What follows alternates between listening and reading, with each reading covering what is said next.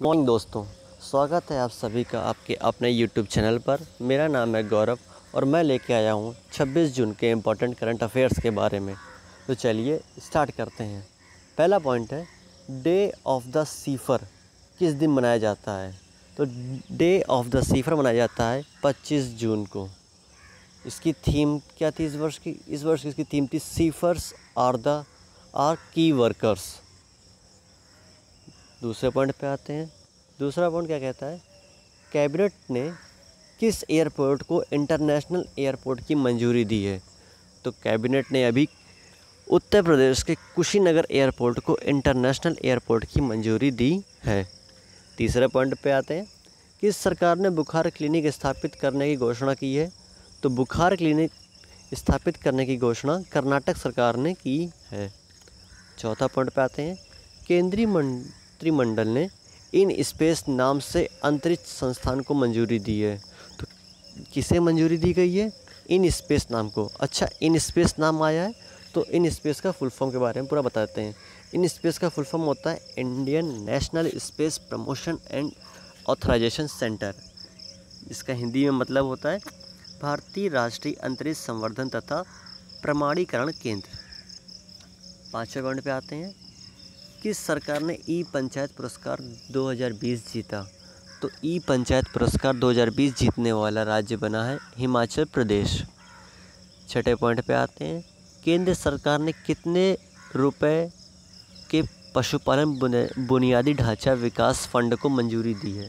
तो केंद्र सरकार ने 15,000 करोड़ रुपए के फंड की मंजूरी दी है। सातवें पॉइंट पे आते हैं, केरल हाईकोर्ट के नए न्यायाधीश कौन बने हैं? तो केरल हाईकोर्ट के नए न्यायाधीश बने हैं जस्टिस अनंत मनोहर बदर, जिन्हें केरल हाईकोर्ट का नया न्यायाधीश बनाया गया है।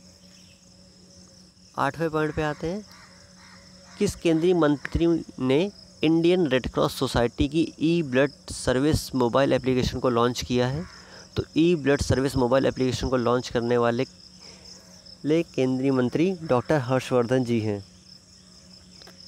नाइन्थ पॉइंट पे आते हैं, किस राज्य ने प्रज्ञान भारती योजना की शुरुआत की है? तो प्रज्ञान भारती योजना की शुरुआत असम राज्य ने की है। 10वें पॉइंट पे आते हैं, किसने जम्मू कश्मीर केंद्र शासित राज्य में देविका और पुनेजा ब्रिज का उद्घाटन किया है?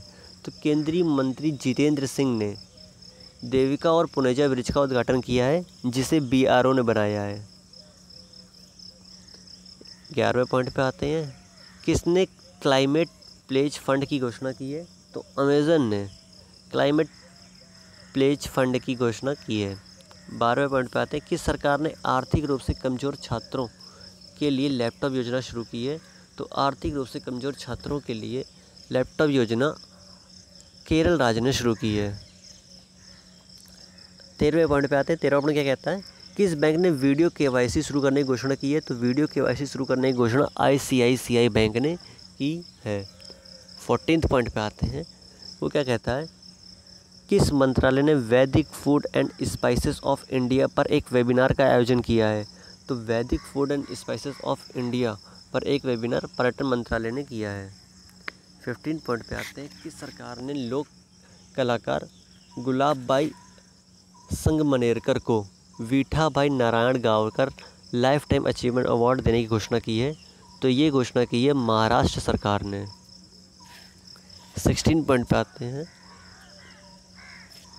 किस देश ने NTPC को 500 मेगावाट सोलर पार्क योजना सौंपी है? तो माली गणराज्य ने NTPC को 500 मेगावाट सोलर पार्क योजना सौंपी है। अच्छा, NTPC का नाम आया तो NTPC के बारे में थोड़ा कुछ जानकारी दे देता हूँ। NTPC का फुल फॉर्म होता है national thermal power corporation limited, जिसका हिंदी में अर्थ होता है राष्ट्रीय ताप विद्युत निगम लिमिटेड, जिसकी स्थापना 7 नवंबर 1975 को की गई थी, जिसके चेयरमैन और MD गुरदीप सिंह जी हैं।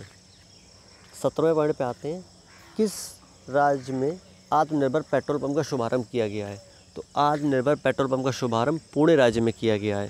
इसमें क्या होगा, इससे बेसिकली ये होगा कि कोई भी इंसान अगर पेट्रोल लेने जाएगा तो उसे खुद से ही मशीन से पेट्रोल अपनी गाड़ी में डालना होगा।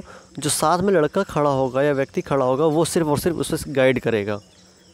ये है आत्मनिर्भर पेट्रोल पंप जिसकी शुरुआत पुणे राज्य में की गई है।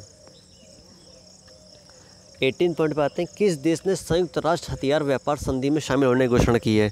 तो चीन देश ने संयुक्त राष्ट्र हथियार व्यापार संधि में शामिल होने की घोषणा की है। 19 पॉइंट पे आते हैं, गुजरात के 5वें लोकायुक्त के रूप में किसने शपथ ली है? तो राजेश शुक्ला जी ने गुजरात के 5वें लोकायुक्त के रूप में शपथ ली है। 20 पॉइंट पे आते हैं, IBM ने स्किल्ड बिल्ड रेगनाइट प्लेटफॉर्म लॉन्च करने के लिए किसके साथ समझौता किया है? तो IBM ने स्किल बिल्ड रेगनाइट प्लेटफॉर्म लॉन्च करने के लिए MSDE के साथ समझौता किया है। अच्छा, IBM नाम आया तो IBM के बारे में थोड़ा बहुत जानकारी दे देता हूँ। IBM का फुल फॉर्म होता है इंटरनेशनल बिजनेस मशीन ऑर्गेनाइजेशन, जिसकी स्थापना 16 जून 1911 को हुई थी, जिसका मुख्यालय न्यूयॉर्क USA में है। इसके CEO अरविंद कृष्णा है और संस्थापक चार्ल्स फ्लिंट और थॉमस वॉटसन हैं, और इसके अध्यक्ष हैं जिम व्हाइटहर्स्ट। 21वें पॉइंट पे आते हैं, तो 21वां पॉइंट कहता है, किस राज्य ने कोविड-19 के लिए आइसोलेशन इकाइयों वाले रेल डिब्बों का परिचालन करने वाला राज्य बना है? तो ये करने वाला राज्य बना है उत्तर प्रदेश, जहाँ पर रेल के डिब्बों का यूज़ आइसोलेशन वार्ड या आइसोलेशन रूम के तरीके से किया जाएगा। आज का आखिरी पॉइंट 22वां पॉइंट क्या कहता है, भारत के बाहर दुनिया का पहला योग विश्वविद्यालय कहाँ शुरू किया गया है? तो भारत के बाहर दुनिया का पहला योग विश्वविद्यालय अमेरिका देश में शुरू किया गया है। तो दोस्तों, ये थे आज के इम्पोर्टेंट करंट अफेयर्स। अगर आपको ये वीडियो पसंद आया है तो इसे ज़्यादा से ज़्यादा लाइक, सब्सक्राइब और शेयर करें और दूसरों तक इसको पहुँचाएँ। धन्यवाद।